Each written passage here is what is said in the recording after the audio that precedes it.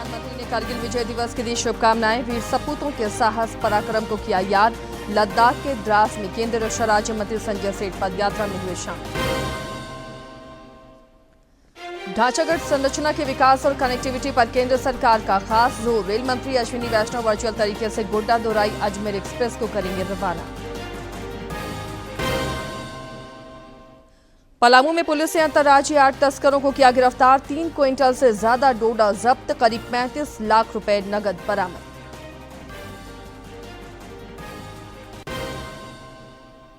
और सरायकेला खरसावां और सिंहभूम समेत राज्य के कई इलाकों में 24 घंटे से 48 घंटे के दौरान अत्यंत भारी बारिश की चेतावनी। राज्य में अब तक 52% अधिक बारिश।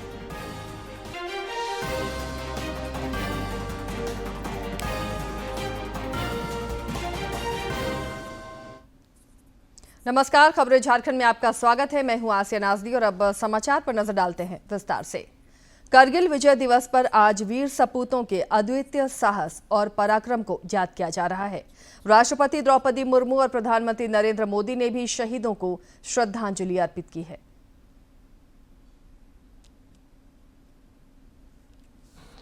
कारगिल विजय दिवस के अवसर पर मैं मातृभूमि के लिए प्राण न्यौछावर करने वाले वीर सैनिकों को श्रद्धांजलि अर्पित करती हूं। यह दिवस हमारे जवानों की असाधारण वीरता, साहस एवं दृढ़ संकल्प का प्रतीक है। उन्होंने लिखा कि देश के प्रति उनका समर्पण और सर्वोच्च बलिदान देशवासियों को सदैव प्रेरित करता रहेगा। जय हिंद, जय भारत। देशवासियों को कारगिल विजय दिवस की ढेरों शुभकामनाएं। यह अवसर हमें मां भारती के उन वीर सपूतों के अप्रतिम साहस और शौर्य का स्मरण कराता है, जिन्होंने देश के आत्मसम्मान की रक्षा के लिए अपना जीवन समर्पित कर दिया। मातृभूमि के लिए मर मिटने का उनका जज्बा हर पीढ़ी को प्रेरित करता रहेगा। जय हिंद। लद्दाख के द्रास में 26वें कारगिल विजय दिवस पर शहीद सैनिकों को श्रद्धांजलि देने के लिए विशेष पदयात्रा भी निकाली गई, जिसमें केंद्रीय मंत्री मनसुख मांडविया और रक्षा राज्य मंत्री सह राज्य के सांसद संजय सेठ भी शामिल हुए। मेरा युवा भारत के तहत आयोजित इस पदयात्रा में खास और आम सभी की भागीदारी दिखी। इस मौके पर श्री सेठ ने कहा कि जवानों के पराक्रम की वजह से सीमाएं आज सुरक्षित हैं। उन्होंने कहा कि भारत की ओर टेढ़ी नजर से देखने वालों को मुंहतोड़ जवाब मिलेगा।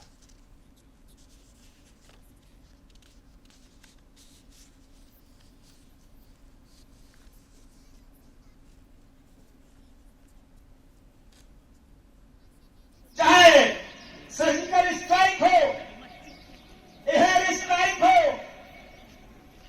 और ऑपरेशन सिंदूर, इन विजय ने दुनिया को बता दिया कि कोई और हमारी ओर आंख उठाएगा, चाहे वो कोई घृणित कार्य करेगा, उसको माफ नहीं किया जाएगा। ऑपरेशन सिंदूर में जो पराक्रमी भारतीय सेना ने करके दिखाया, कुछ ही मिनटों के अंदर दुनिया अचंभित है। अचंभित इसलिए कि हमने भारतीय सेना ने अपने इंडिजिनस सिस्टम से उनके मंसूबों के उनके गणित कार्य के लिए उनको सबक सिखाया। कारगिल विजय दिवस पर सेना प्रमुख जनरल उपेंद्र द्विवेदी ने भी जवानों के पराक्रम को सराहा। उन्होंने द्रास स्थित कारगिल वार मेमोरियल में आयोजित श्रद्धांजलि सभा के दौरान वीर शहीदों के योगदान की सराहना की। आज द्रास की इस पूर्ण रणभूमि पर खड़े होकर जहां हमारी वीर सेना ने राष्ट्र की रक्षा में अपना सर्वोच्च बलिदान दिया, उन अमर शहीदों को स्मरण करते हुए और पाकिस्तान के नापाक इरादों पर मिली ऐतिहासिक विजय की 26वीं वर्षगांठ को समर्पित इस पावन अवसर पर सम्मिलित होकर मैं स्वयं को अत्यंत गर्वित और भावुक महसूस कर रहा हूं। 26 जुलाई 1999 ये वो तारीख है जब भारतीय सेना ने कारगिल जैसे दुर्गम पहाड़ियों से पाकिस्तानी सेना को खदेड़ते हुए विजय का पताका लहराया था। आज का ये दिन देश भर में कारगिल विजय दिवस के रूप में मनाया जाता है। कारगिल एक निर्जन पहाड़ी इलाका, आबादी शून्य के बराबर और 6 महीने पूरी तरह बर्फ से ढका हुआ। इतना जटिल क्षेत्र होने के बावजूद सामरिक नजरिए से भारत के लिए महत्वपूर्ण। कारगिल कश्मीर घाटी, लद्दाख और सियाचिन ग्लेशियर पर हमारी सैन्य स्थिति और सुरक्षा के लिहाज से बेहद संवेदनशील क्षेत्र है। 1999 में पाकिस्तानी सेना ने एक तय योजना के तहत इस क्षेत्र में घुसपैठ की कोशिश की, लेकिन भारत के वीर जवानों ने पाकिस्तान के कब्जे से कारगिल की ऊंची चोटियों को आजाद कराकर अपने शौर्य और पराक्रम का परिचय दिया। देश के इन्हीं वीरों की कहानी को जन जन तक पहुंचाने के लिए हर साल 26 जुलाई को कारगिल विजय दिवस मनाया जाता है। तो चलिए आपको बताते हैं कि आखिर क्या थी कहानी कारगिल की और क्या था भारत का ऑपरेशन विजय। 1999 के अप्रैल और मई के महीने के पहले सप्ताह में नियंत्रण रेखा को पार कर भारत की सीमा में दाखिल हो चुके थे। सबसे पहले भारतीय सेना की एक गश्ती टुकड़ी की नजर उन घुसपैठियों पर पड़ी और सेना ने घुसपैठियों को खदेड़ने के लिए एक गश्ती दल भेजा, लेकिन भारी क्षति उठानी पड़ी। इसके बाद पाकिस्तानी सेना ने भारतीय चौकियों पर गोलीबारी करनी शुरू कर दी। फिर हालात की गंभीरता को देखते हुए भारतीय थल सेना ने ऑपरेशन विजय की शुरुआत की। भारतीय सैनिकों ने अदम्य साहस और वीरता दिखाते हुए कैप्टन विक्रम बत्रा और उनकी बटालियन ने टाइगर हिल के नजदीक 2 महत्वपूर्ण चौकियों पर फिर से कब्जा जमा लिया और फिर टाइगर हिल पर झंडा फहराने के बाद भारतीय सेना ने इस युद्ध में बड़ी बढ़त बना ली। रही सही कसर भारतीय विमानों की अचूक बमबारी ने पूरी कर दी। भारतीय सेना के साहस के आगे पाकिस्तानी सेना ने घुटने टेक दिए और 10 जुलाई से पाकिस्तानी सेना नियंत्रण रेखा से पीछे हटने लगी। पाकिस्तानी सेना के पीछे हटने के बाद भारतीय सेना ने 11 जुलाई 1999 को बटालिक की चोटियों पर भी अपना अधिकार जमा लिया। अंत में 14 जुलाई को भारतीय सेना ने ऑपरेशन विजय के सफल होने की घोषणा की और 26 जुलाई 1999 को कारगिल युद्ध पूर्ण रूप से समाप्त हो गया। कारगिल युद्ध ने साबित कर दिया था कि हमारे देश के पराक्रमी सैनिक अपने जान की बाजी लगाकर भी भारत की ओर उठने वाली हर बुरी नजर का मुंह तोड़ जवाब दे सकते हैं। Bureau report, DD news. प्रधानमंत्री नरेंद्र मोदी मालदीव की यात्रा पर हैं। वे आज मालदीव के स्वतंत्रता दिवस समारोह में बतौर मुख्य अतिथि हिस्सा लेंगे। प्रधानमंत्री नरेंद्र मोदी मालदीव के दौरे पर हैं। आज उनकी यात्रा का दूसरा दिन है। प्रधानमंत्री नरेंद्र मोदी आज मालदीव के 60वें स्वतंत्रता दिवस समारोह में बतौर मुख्य अतिथि शामिल होंगे। इसके साथ ही पीएम मोदी मालदीव के उपराष्ट्रपति हुसैन मोहम्मद लतीफ और मालदीव के संसद के अध्यक्ष अब्दुल रहीम अब्दुल्ला से भी मुलाकात करेंगे। प्रधानमंत्री मोदी आज मालदीव में रह रहे प्रवासी भारतीयों को भी संबोधित करेंगे। प्रधानमंत्री मोदी आज ही अपनी ब्रिटेन और मालदीव की यात्रा संपन्न कर भारत लौट आएंगे। केंद्र सरकार द्वारा ढांचागत संरचना के विकास और रेल कनेक्टिविटी पर खास जोर दिया जा रहा है। गोड्डा को आज एक और ट्रेन की सौगात मिलने जा रही है। रेल मंत्री अश्विनी वैष्णव आज वर्चुअल तरीके से गोड्डा दौराई अजमेर एक्सप्रेस को रवाना करेंगे। इस उपलक्ष्य में गोड्डा रेलवे स्टेशन पर आयोजित होने वाले कार्यक्रम में कई लोगों के मौजूद रहने की संभावना है।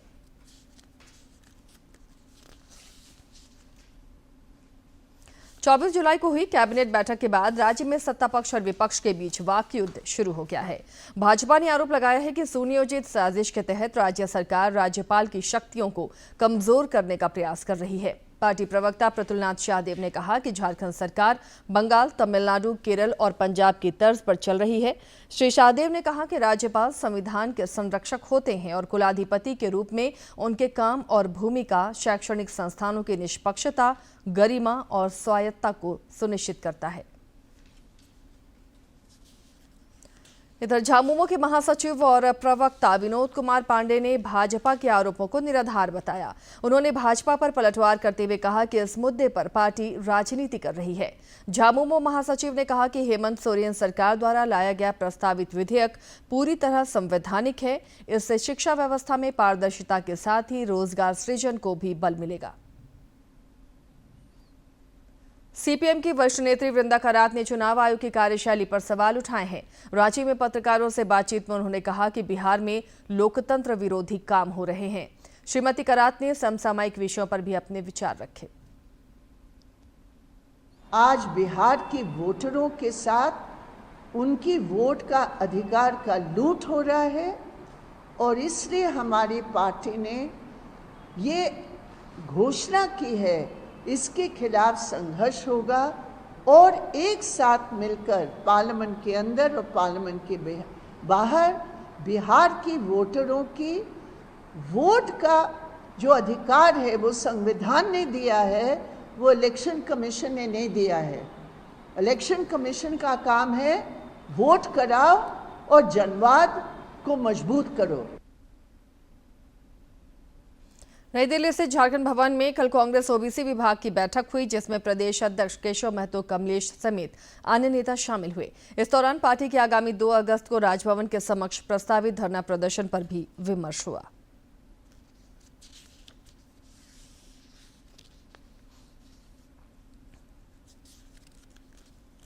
प्रधानमंत्री कौशल विकास योजना ने 1 दशक में दक्ष और कुशल युवाओं की फौज तैयार की है, जो विकसित भारत के निर्माण में योगदान देने को तैयार है। इसके तहत साहिबगंज के हजारों युवाओं को भी विभिन्न क्षेत्रों में कौशल प्रशिक्षण दिए गए, जिसमें कई युवाओं ने स्वरोजगार की शुरुआत की है। साहिबगंज जिले के युवा दीनदयाल उपाध्याय कौशल प्रशिक्षण संस्थान, जिला उद्योग विभाग और आरसेटी प्रशिक्षण केंद्र के माध्यम से कौशल प्रशिक्षण प्राप्त कर स्वरोजगार की ओर उन्मुख हैं।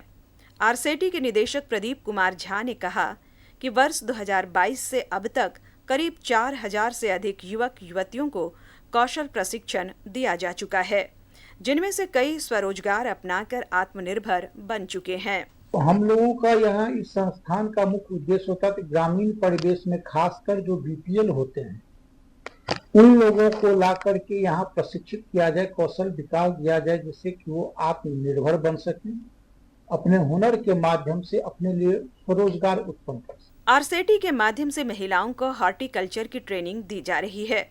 यहाँ उन्हें वैज्ञानिक विधि से बागवानी की जानकारी दी जा रही है। महिला प्रशिक्षुओं ने कहा कि राष्ट्रीय बागवानी मिशन से जुड़कर और प्रशिक्षण प्राप्त कर वे आत्मनिर्भर बन रही हैं।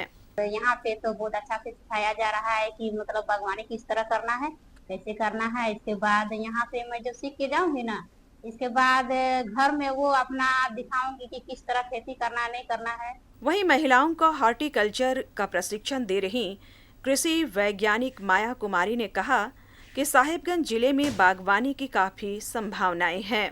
जो साहिबगंज का जो मिट्टी है, साहिबगंज की जो भूमि है वो 3 प्रकार का है। एक तो है कि बहुत निचला स्तर निचला जमीन है, दूसरा मिडिल साइज का है और तीसरा ऊपरी जमीन है। तो हम किसानों को सलाह देते हैं कि जो निचला एरिया है आप उसमें तो धान गेहूं की खेती कीजिए, लेकिन जो बीच वाला है उसमें आप बागवानी कीजिए। केंद्र सरकार की ओर से संचालित इन प्रशिक्षण कार्यक्रमों में विविध तकनीकी क्षेत्रों में लोगों को निपुण बनाया जा रहा है। युवाओं को मोबाइल रिपेयरिंग की भी ट्रेनिंग दी जा रही है, जो उनके लिए रोजगार परक साबित होगा। हम लोग को ट्रेनिंग कर रहे हैं सर, और यहाँ हम लोग सीखने के लिए आए हैं मोबाइल रिपेयरिंग, और इसको हम लोग सीख के अच्छा दुकान खोल सकते हैं या कुछ और 2-4 लड़का को हम लोग रोजगार दे सकते हैं।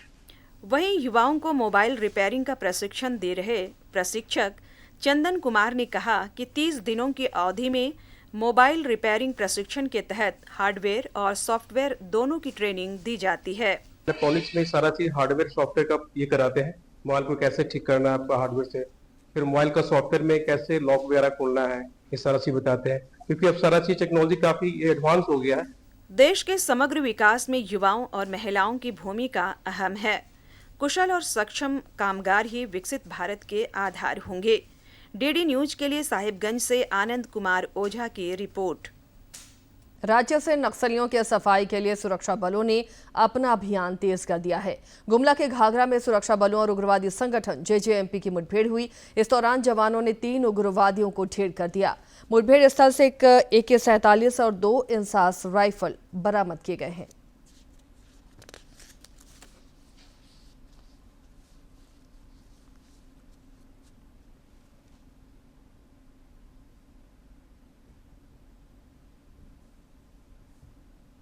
विधानसभा अध्यक्ष रविंद्रनाथ महतो की अध्यक्षता में कल रांची में राष्ट्रमंडल संसदीय संघ की झारखंड शाखा की बैठक हुई। इस दौरान श्री महतो ने झारखंड में सम्मेलन में भाग लेने वाले प्रतिनिधि मंडल के संबंध में विचार विमर्श किया। विधानसभा अध्यक्ष ने बताया कि राष्ट्रमंडल संसदीय संघ का आगामी सम्मेलन 5 से 12 अक्टूबर तक बारबाडोस में आयोजित होगा।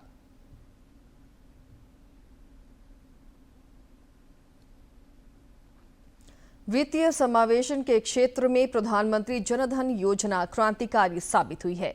इस योजना से 55 करोड़ से ज्यादा लाभार्थी जुड़े हैं। पीएम नरेंद्र मोदी के कार्यकाल की प्रमुख योजनाओं में से एक प्रधानमंत्री जनधन योजना है, जिसने देश के गरीब परिवारों को बैंकिंग सेवाओं से जोड़ा है और उन्हें आर्थिक तौर से सशक्त बनाने में मदद की है। प्रधानमंत्री जनधन योजना की वेबसाइट के मुताबिक अब तक इस योजना का फायदा 55.90 करोड़ लाभार्थियों को दिया जा चुका है और जनधन खातों में करीब 2,63,955 करोड़ रुपए की राशि जमा है। जनधन खातों ने बड़े पैमाने पर वित्तीय समावेशन को बढ़ावा दिया है और महिलाओं को भी सशक्त बनाया है। जनधन खातों में महिलाओं की हिस्सेदारी 56% है।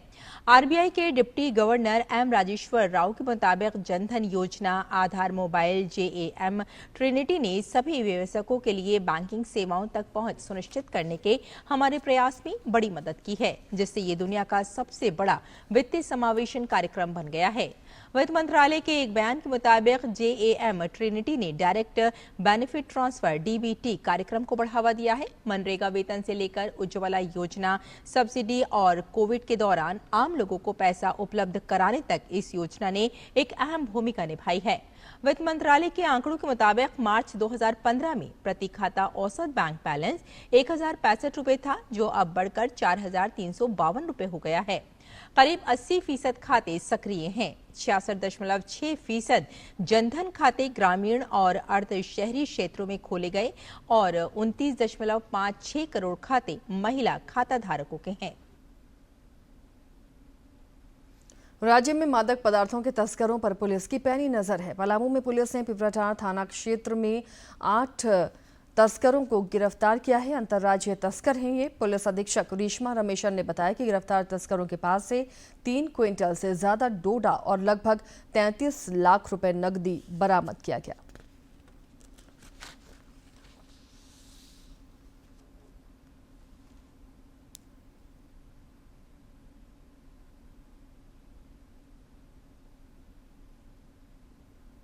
जो है पहले इन लोगों को हरमीत और सतबीर को जो है वहां पे बंधक बना के रखा और सतबीर सिंह के परिवार के द्वारा जो है 7.5 लाख रुपया इसको छुड़ाने के नाम से जो है ऑलरेडी उसमें ट्रांसफर किया गया था। उसके बाद जो है ये मैटर हम लोगों के सामने आया।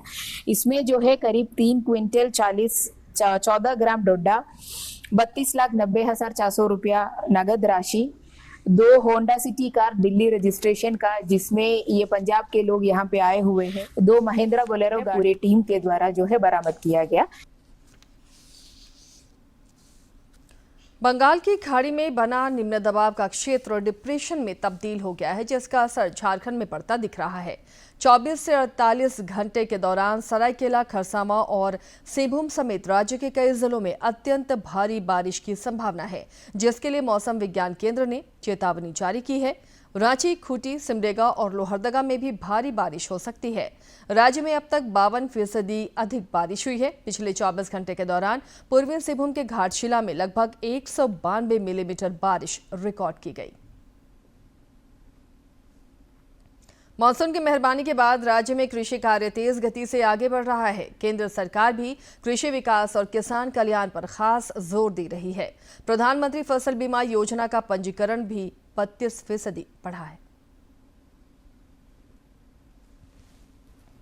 प्रधानमंत्री फसल बीमा योजना पीएमएफबीवाई के तहत 2024-25 में कुल 4.19 करोड़ किसानों का पंजीकरण किया गया है। 2022-23 में इस योजना के तहत पंजीकृत किसानों की संख्या 3.17 करोड़ थी। 2022-23 की तुलना में 2024-25 में इसमें 32% की वृद्धि हुई है। कृषि एवं किसान कल्याण राज्य मंत्री रामनाथ ठाकुर ने ये जानकारी शुक्रवार को राज्यसभा में एक लिखित उत्तर में दी।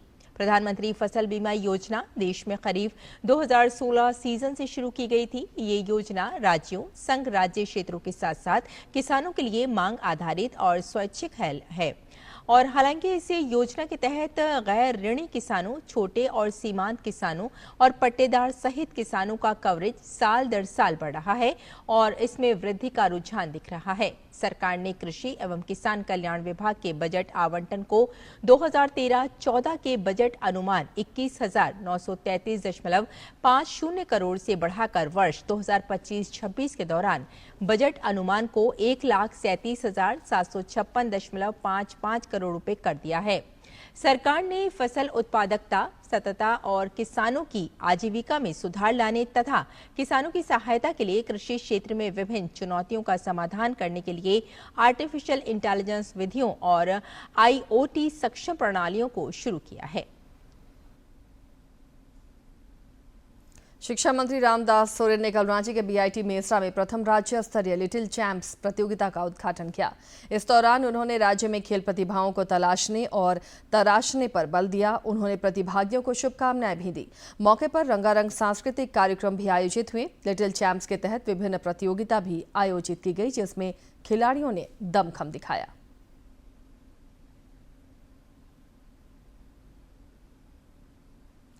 JPSC सिविल सेवा परीक्षा में कई गुदरी के लालों ने भी सफलता अर्जित कर परचम लहराया है।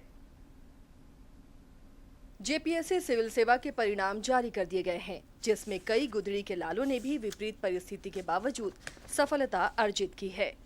चतरा के सिमरिया प्रखंड में रहने वाले दर्जी के बेटे मोहम्मद खुर्शीद ने 78वां रैंक हासिल कर परिवार को गौरवान्वित किया है। मुझे CO या BDO का पोस्ट मिलेगा और मेरी माता का जो काम है स्वास्थ्य का क्षेत्र है, मैं उसे बहुत करीब से देखा हूँ।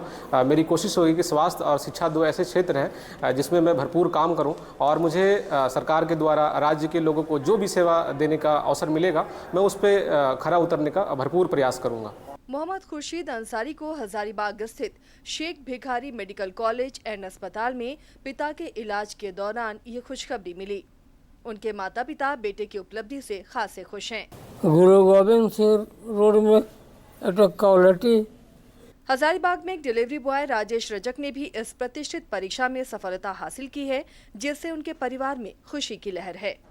हमने डिलीवरी बॉय के तौर पर 8 से 9 महीना काम किया। उसके बाद JPSC का नोटिफिकेशन आने के बाद सब कुछ छोड़ के हमने इसकी तैयारी में लग गया और फर्स्ट में मेरा सिर्फ प्रीलिम्स ही हो पाया था 7 to 10 JPSC में। किसी कारणवश कुछ मार्क्स मेंस नहीं हो पाया था। ये मेरा दूसरा प्रयास था 11 to 13 JPSC। इसमें अभी आपके सामने रिजल्ट है, 271 रैंक है। बहुत मेहनत किया, बिना बाप का था, अब कोई सहारा नहीं था उनको। राज्य के अन्य जिलों में भी विषम हालात से जूझते हुए कई परीक्षार्थियों ने JPSC में उम्दा प्रदर्शन कर अन्य विद्यार्थियों को प्रेरित किया है। हजारीबाग से गौरव प्रकाश की रिपोर्ट। उधर आकांक्षी जिला गढ़वा में भी केंद्र सरकार के प्रयासों से शिक्षा के क्षेत्र में युवा लगातार ऊंचा मुकाम हासिल कर रहे हैं। जिले के तेजस्वी जायसवाल ने JPSC की परीक्षा में 23वां रैंक हासिल किया है, जिससे परिजन और दोस्त सभी खुश हैं।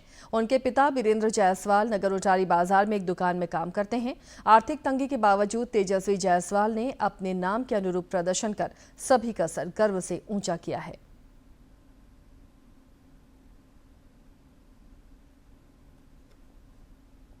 हमारे ऊपर और सबसे बड़ा मेरा छोटा भाई का जो सपोर्ट रहा पूरे 1 साल से, 1 साल क्या मतलब कहिए तो मेरा पूरा एक जब से जॉब लगा है तब से एक सपोर्ट रहा है इसका।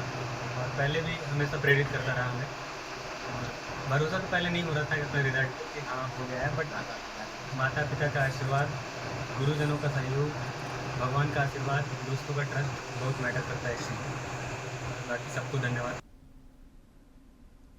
प्रधानमंत्री नरेंद्र मोदी 27 जुलाई को आकाशवाणी पर मासिक मन की बात कार्यक्रम में देश विदेश के लोगों के साथ अपने विचार साझा करेंगे।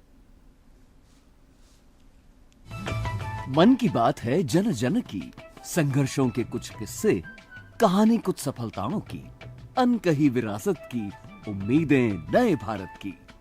महीने के आखिरी रविवार का रहता है इंतजार तक मलयाचल के आंचल से विंध्याचल के आंगन तक, ब्रह्मपुत्र के घाट से हिमालय के विस्तार तक होती है मन की बात प्रधानमंत्री के साथ। तो सुनिए इस महीने 27 जुलाई सुबह 11 बजे मन की बात आकाशवाणी और दूरदर्शन के सभी चैनलों पर और प्रसार भारती के OTT प्लेटफॉर्म वेव्स पर सजीव प्रसारण लाइव स्ट्रीमिंग के माध्यम से। आप भी माननीय प्रधानमंत्री के मन की बात का हिस्सा बन सकते हैं। इसके लिए आप अपने सुझाव post box number 111 Akashvani Delhi पर भेज सकते हैं या फिर नमो ऐप या माई गॉव के ओपन फोरम में पोस्ट कर सकते हैं। तो याद रखें, रविवार 27 जुलाई सुबह 11 बजे मन की बात।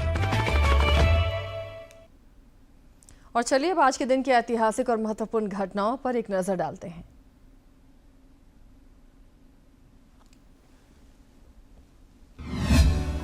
छब्बीस जुलाई वर्ष 1999 से कारगिल विजय दिवस मनाने की शुरुआत हुई। पाकिस्तान से हुए इस युद्ध में भारतीय जवानों ने अदम्य वीरता का परिचय दिया था। विश्व इतिहास में कारगिल युद्ध दुनिया के सबसे ऊंचे क्षेत्रों में लड़ी गई लड़ाइयों में से एक है। इस युद्ध को ऑपरेशन विजय के नाम से जाना जाता है। इस युद्ध के दौरान बत्रा टॉप, टाइगर हिल, तोलोलिंग टॉप और लद्दाख क्षेत्र के कई दुर्गम पहाड़ी चोटियों पर छुपे दुश्मन को भारतीय सेना के वीर जवानों ने अपनी जान पर खेलकर मार भगाया। पाकिस्तान के कब्जे से इन स्थानों को आजाद करवाते हुए बलिदान देने वाले देश के वीर सपूतों की याद में हर साल कारगिल विजय दिवस मनाया जाता है। 2003 में कारगिल युद्ध को मूल में रखकर हिंदी फिल्म LOC कारगिल बनी। 26 जुलाई वर्ष 1956 को मिस्र के राष्ट्रपति कर्नल जमाल अब्दुल नासिर ने स्वेज नहर कंपनी के राष्ट्रीयकरण की घोषणा की। अप्रैल 1859 में विश्व की सबसे बड़ी नहरों में से एक स्वेज नहर का निर्माण कार्य शुरू हुआ। स्वेज नहर मिस्र में मानव निर्मित समुद्र स्तरीय जलमार्ग है। यह भूमध्य सागर को लाल सागर से जोड़ती है। वर्ष 1858 में फर्डिनेंड डी लेसेप्स ने नहर के निर्माण कार्य के लिए स्वेज नहर कंपनी का गठन किया। इस नहर की लंबाई पनामा नहर की लंबाई से दुगनी होने के बाद भी इसमें पनामा नहर के खर्च का 1/3 पैसा ही लगा। 10 वर्ष में यह नहर बनकर तैयार हुई। वर्ष 1869 में 2 समुद्रों का पानी मिला और विश्व नेविगेशन के लिए एक अमूल्य धमनी का निर्माण हुआ। वर्तमान में स्वेज नहर मिस्र देश के नियंत्रण में है। इसके साथ ही इस बुलेटिन में फिलहाल इतना ही, लेकिन चलते चलते एक बार फिर से नजर डाल लेते हैं अब तक की सुर्खियों पर।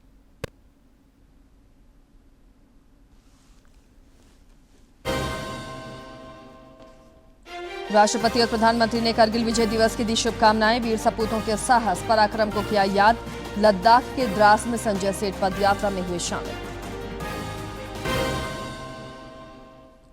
ढांचागत संरचना के विकास और कनेक्टिविटी पर केंद्र सरकार का खास जोर। रेल मंत्री अश्विनी वैष्णव वर्चुअल तरीके से गोटा दोराई अजमेर एक्सप्रेस को करेंगे रवाना। पलामू में पुलिस ने अंतर्राज्यीय 8 तस्करों को किया गिरफ्तार। 3 क्विंटल से अधिक डोडा जब्त, करीब 35 लाख रुपए नगद बरामद।